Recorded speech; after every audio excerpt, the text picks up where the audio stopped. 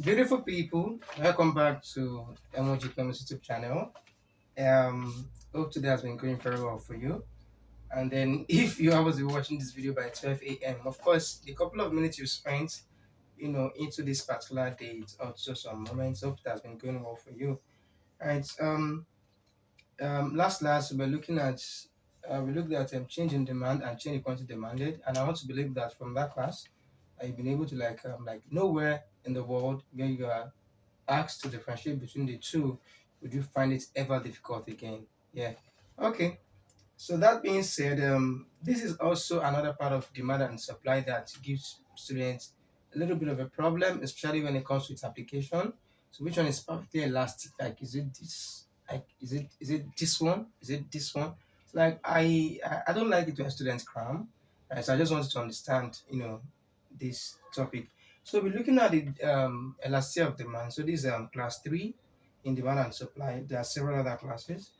Okay, so the elasticity of demand is basically the degree of responsiveness of quantity demanded to changes in factors affecting demand. So what we are just saying here is that okay, you have consumers trying to buy a product, right? So if any of the factors affecting demand changes, right, how are they going to react to that? So that's what it is talking about. So degree of responsiveness is big English. Just talking about how you as a consumer is going to react, you know, to your demand for a particular product based on whatever factors may have been, whatever changes in the factors that may be influencing you in buying that product. Now, to make things simpler, the first thing that we think about is price. So let's say the price of a particular product happens to shoot up, right? So like, how are you going to respond? Will you be like, Jesus?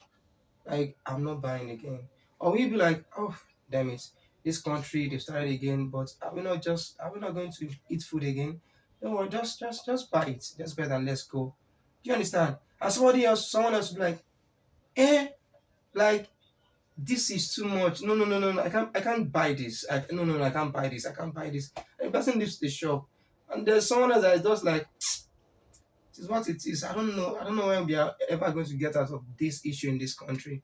But it's okay. Just give it to me. Just madam, just give it to me. Just give it to me. And then it still pays. So we are looking at it. So that's the point. Like, why do you have people reacting in different ways? To a similar circumstance. And then what can you deduce from their reactions? So that's just it. It's just the degree of customers' reactions or consumers' reactions to changes in the factors affecting demand. Okay, but don't use reaction in your examination. Okay, or in any academic writing or formal write up. Except maybe you're doing something on a blog or I don't know. Except maybe you become an authority and then you are now free to use some words. So under the elasticity of demand, we now have three known elasticity of demand. Now, at least to me, so the first one is price elasticity of demand, which is talking about consumers' reaction to changes in prices of a commodity. So formally speaking, it is the degree of responsiveness of quantity demanded to changes in the prices of a product. All right, of the product in question. So, like the example illustration I just gave, the price of let's say I don't want to use bag of rice again, so it's not going to look like that every now and then. So maybe it's fair.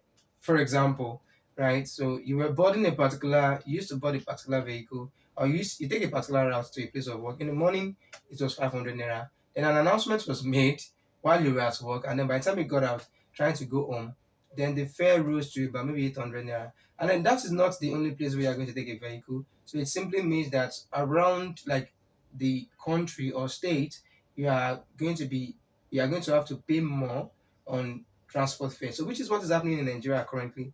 So there was I don't know what announcement it was, and then suddenly fuel prices went up, and then of course that is going to affect transportation very quickly. Like it's just too fast. Things affect transportation, the cost of transportation. Then you have vehicles queuing up at filling stations. Filling stations have fuel, but they are not selling, right? Because of course they are hoarding and everybody's trying to play safe. Like we don't even know what the price of this fuel is going to sell for. We don't know what the government is going to start to say now. Let me just keep my fuel for now. So let's wait for the announcement. And then when they are done, we adjust to the announcement accordingly, and then we continue to do our business. So if the government has not yet made the announcement, right? So let us keep our products. What if they tell us start buying um, fuel at a higher price than the last one we bought? Looking at the pump price of fuel now, like the amount that they get fuel from maybe NNPC or thereabout. So like, what if that is the case? So am I going to be running at a loss? What if I want to restock? Okay, my current amount of fuel as a filling station. So they hoard their product, their fuel now and in the future, and then wait for the government to make announcements. Okay, so as a result of that, now everywhere I'm going, I take about I think a bike, I think three buses to work to school at this present time. So everybody has increased fares. So how do I react? Is it that, jeez, am I going to start walking and trekking longer distances? Am I going to start leaving my home earlier? Right? Because damn, I can't just pay this high price. Or am I going to be like, no, it is well, God will help us in this country, Abi, and I still pay.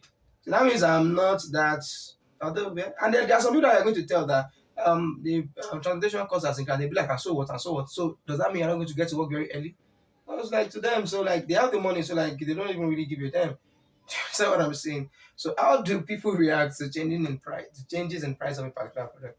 Then number two, you have the income elasticity of demand. This is talking about how people react to changes, how people react to the demand for a particular product as a result of changes in their income. So when they become broke, how do they react?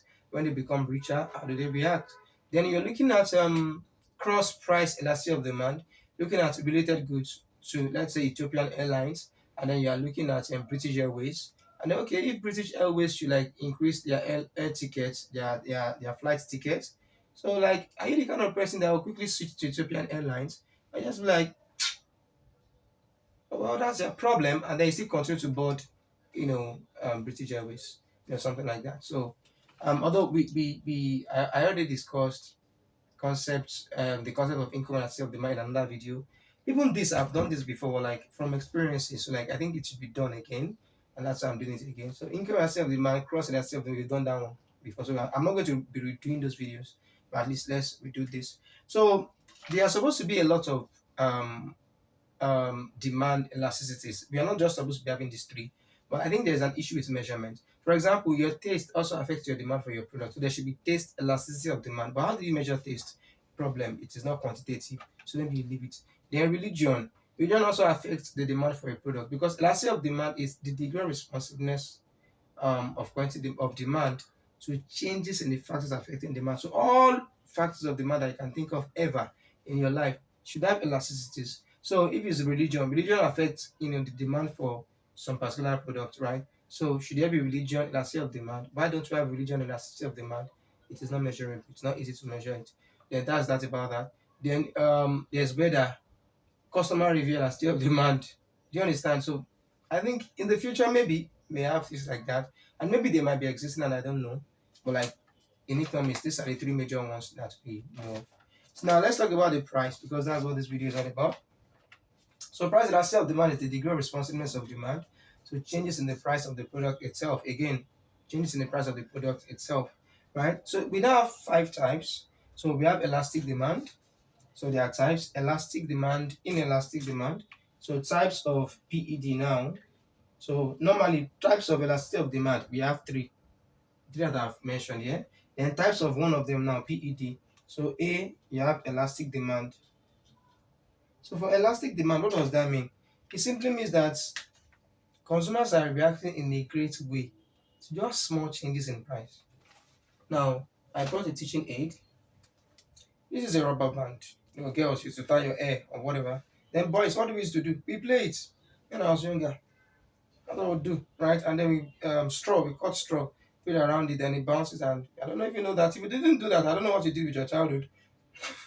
All right. So this is a rubber band. So let's call this consumer response. So like, why is that I can draw this thing like this? It is elastic.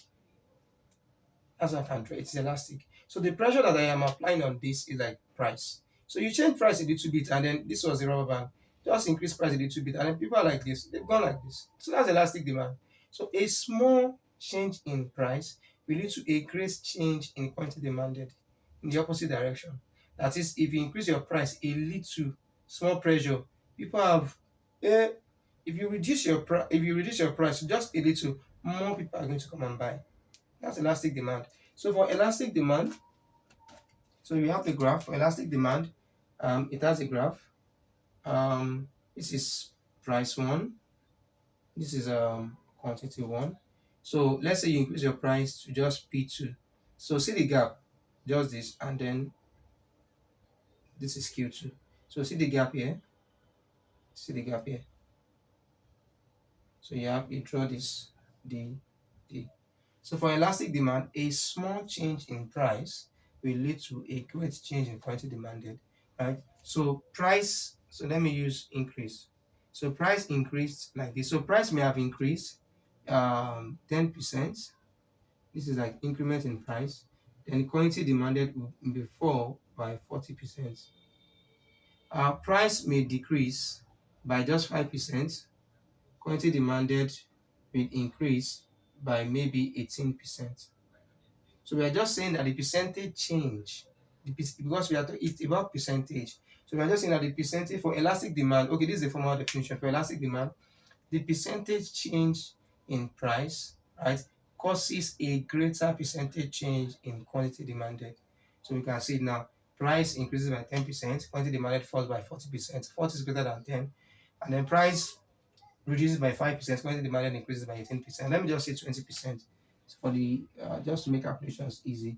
20%. So now how do we calculate price elasticity of demand? Like the formula basically, PED equals percentage change in QD divided by percentage change. This triangle is used as change, like your dy dx for those of you that did further math, in price of the product. So if you look at it, the percent for the first one, QD changed by 40%, whether it increased because it's decreased, then that means this is a minus. A percentage change that is decreasing is a minus. That's a negative percentage change. And price rose by 10%. So by the time you do this, you're having minus 4. So, but in our interpretation of demand, price elasticity of demand, we don't really bother ourselves with the minus. We don't bother ourselves with the minus. But the implication of the minus is that there is a negative relationship between price and quantity. That's just the meaning. That's what minus is saying here. But this is like minus 4 over 1, telling you that if your price should increase by 1%, quantity demanded before by 4%. So that's what he's saying, right? So, but then I'm not putting this. So we don't really look at the minus. What we just look at is the number, the absolute term, the absolute figure. So the absolute figure here is 4, right? So in terms of price elasticity of demand, we are looking at your PED, whenever your PED is greater than 1, your demand is elastic. And that's not difficult to get because we just did that on the board. And then if you want to use this example, for example, so look at QD. QD went up by 20%, 20%, and then P went down. So P that okay, this is plus, and P went down. When P going down is like negative by 5%. So in this case too, what we have here is 4, like minus 4, but don't bother about minus, just 4. Right? So just interpret it as 4. Okay. So in the two cases now, you can say that your PD is greater than 1, so demand is elastic. That is, if price should increase, if price should increase by 1%, quantity demanded will fall by 4%. If price should fall by 1%, quantity demanded will increase by 4%. So that's just it. All right. With that, then let's move into the second one.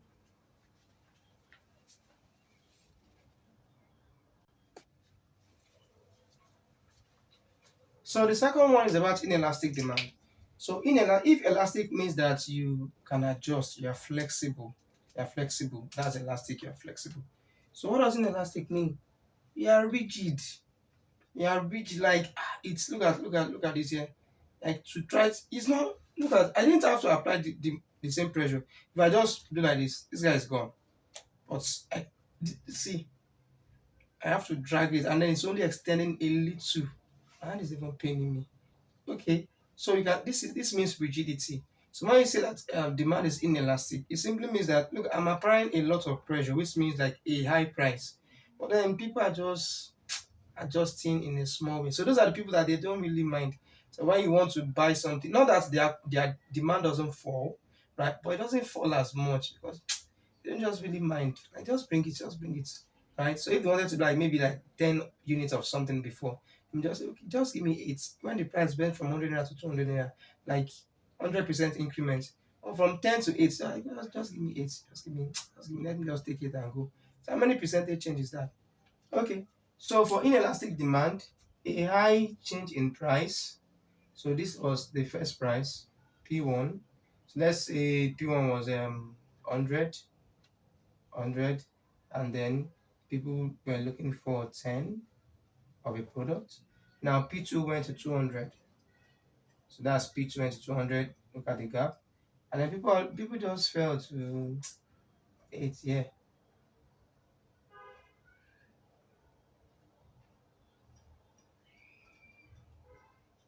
So you see the way it is. The one that first drew elastic was like this, but this one is like this. Yeah, this one is like this. Elastic was like this.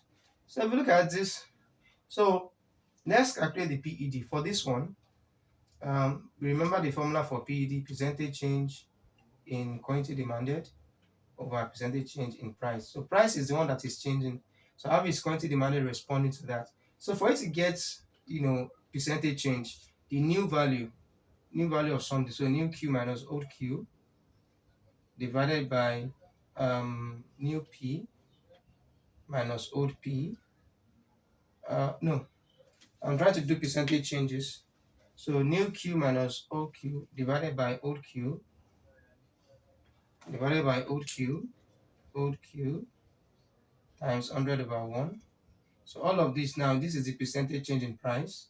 So you now divide this by new P minus old P divided by old P times 100 over 1.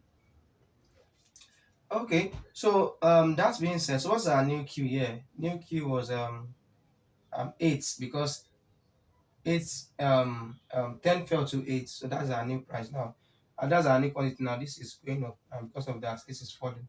So we have 8, don't change it to 10 minus 8. You have 8 minus 10, right? Over the old one was 10 times 100 over 1 divided by the price. New price is 200.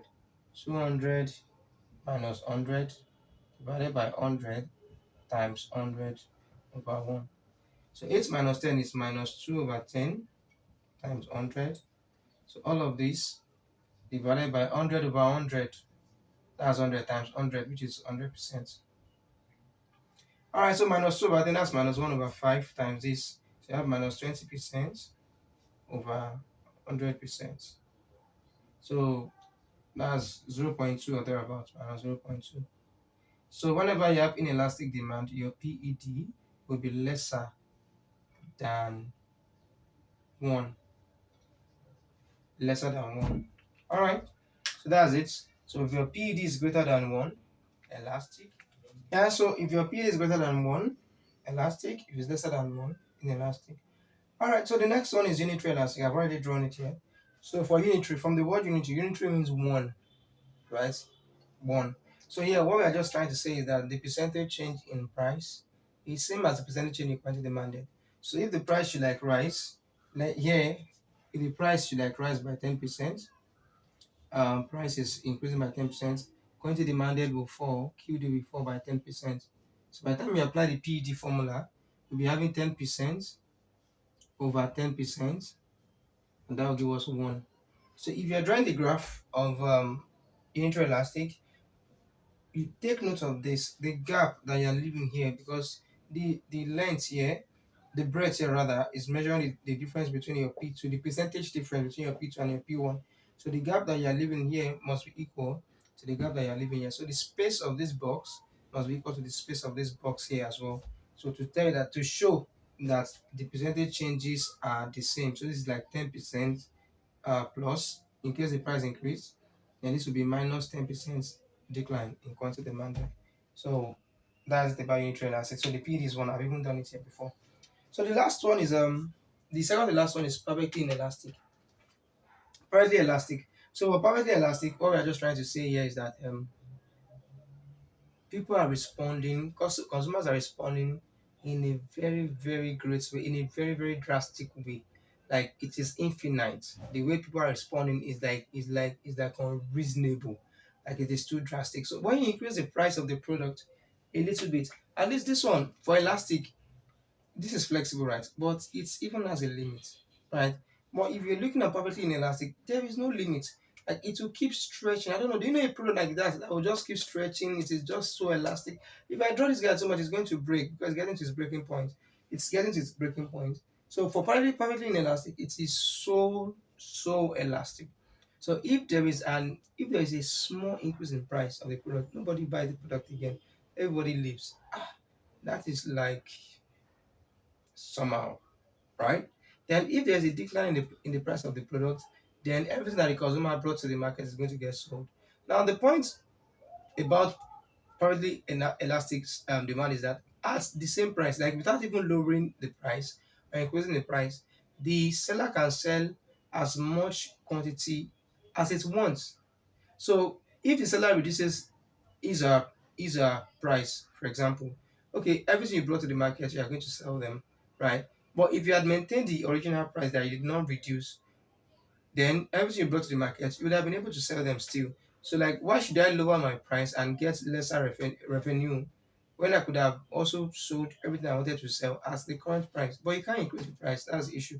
If you increase the price, everybody leaves. So it is people the way people respond to a perfectly elastic demand, to a product with a perfectly elastic demand is very, very drastic, very, very dramatic, right? So in the end, for perfectly elastic demand, if this is the price, you can decide to sell Q1 at that price. If you like, as a producer, sell Q2. If you like, sell Q3, but it's still the price, right? So no increment in price, or as a consumer rather. So at the same price, you can demand as much as you want as well, but the price is not increasing or decreasing. So the seller, so that's just that about that. So by the time we stretch this guy out, we have a demand curve like this. So demand curve is horizontal. So for partly elastic demand, it is horizontal. And then what is the coefficient of elasticity? All the things that we're speaking about here now, this one that it is lesser than 1, that's the coefficient of elasticity. So the zero point 0.2 that we got here is after we solved our PED, we got 0.2. That's the coefficient of price elasticity of demand. So what's the coefficient here? There's going to be a change in the price of the product. No how. So whether it is a positive change or negative change, like people may buy less or people may buy more of it. So like there will be a change there. But for price, because you can not increase price and you're not at liberty to like lower price, it doesn't make sense to lower price. You could sell as much as you wanted to sell at the normal price. So you won't have any change in price, right? So if you apply the formula for PED, percentage change in quantity demanded would have a value. Percentage change in price will be zero because price cannot change. And when you have a fraction where the denominator is zero, you'll be having math error. You can try it in your calculator, you'll be having math error. So the coefficient there is infinity, right? So that's what we put here, infinity. So we say that this is probably elastic or infinitely elastic. And because everything about it is elastic, right? That means it is not inelastic at all. It is like too elastic in such a way that it is not in it's like too flexible. And if something is too flexible, it cannot be rigid, right? And then inelasticity is talking about rigidity. So another name for perfectly elastic is called zero inelastic demand curve. Okay, zero inelastic. It's not elastic at all. It's not inelastic at all. Now the last one, which is number 5, is perfectly inelastic. So here we are looking at a change in what do you call it now?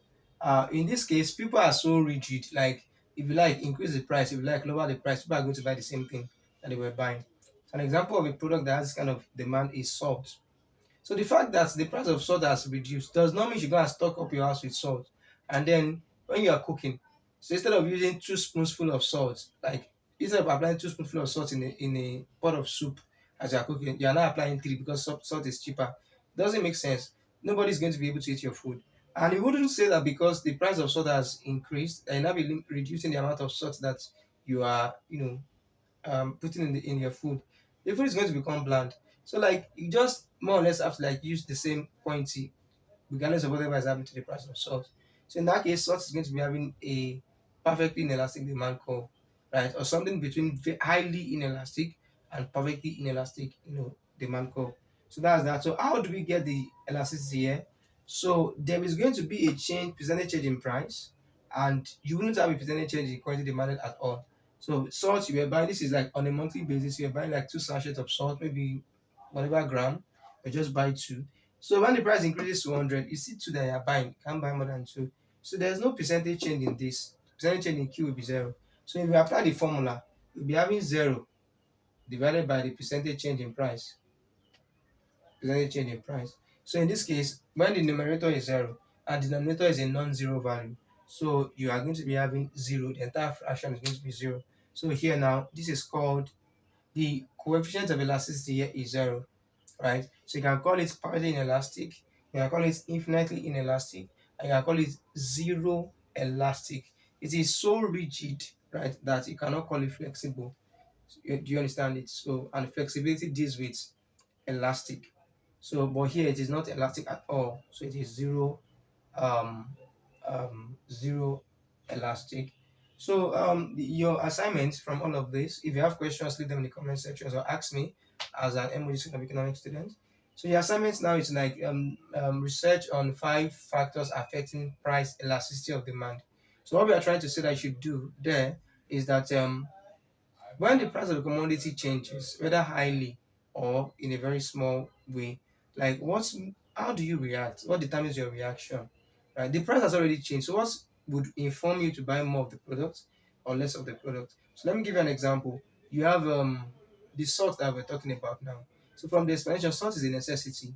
Do you understand it? So even if there's a great change in the price for salt, at least in the short term, like right now, you wouldn't really have a choice than to be buying the same amount of salt you're buying. So like your elasticity of demand in that case will be either highly inelastic or perfectly inelastic. You get it? Either highly inelastic or perfectly inelastic. So what is determining your elasticity of demand in that case is the nature of the product. And the product's nature here is that it is a necessity.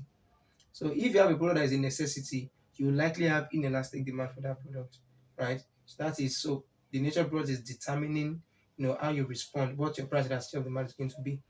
And then another one is substitute. So you look at toothpaste, for example, there's Maclean, there's Close-Up, there's Pepsodent, there's Oral-B. There are lots of them out there. So let's say I was using Close-Up, and then maybe I'm buying Close-Up for 700 naira. Then Close-Up just goes to 1.5. Like damn it, wow! Like I don't even really care whether there's an increase in the cost of production of close-up or whatever, but I'm a consumer. I'm like, wow, wow, wow, wow, amazing, right? But there are so many subsidies. Those ones may not have increased their prices, right? So their prices are the same, and some of them I'm just managing to even be buying this close-up safe. Do you understand? Like I'm just managing, guy. So like you're not increasing to 1.5. Maybe Pepsodent is 1.2. And Pepsodent is even of a higher quality than close up, but because I'm not financially capable, and that's why I'm just like saving for close up.